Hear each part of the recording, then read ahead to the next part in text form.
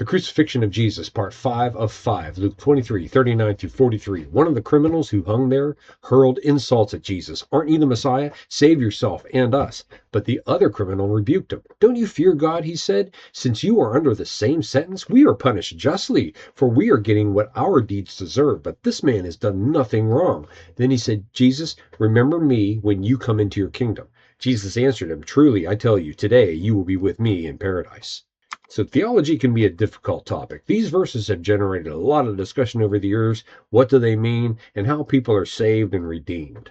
At issue here is the fact that Jesus uses the word today. Today you will be with me in paradise. How is that technically possible?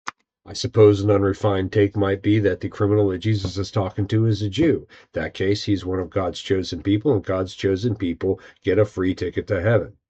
But from an evangelical perspective, well, if this criminal is not a Jew, it appears that Jesus is calling a salvation audible. Now, follow me on this. Well, my point is that at this point, we're still under the law. Jesus has not raised himself from the dead, defeating death and providing a way forward to reconciliation with God. He would not do that for another 2 days. So the question remains, well, how can this criminal be with Jesus in paradise today? How is that possible? You'll be glad to know I'm not sure. But what I do know is that one of these criminals feared death, the other feared God. One criminal acknowledged an injustice occurred, the other wanted a second injustice to occur.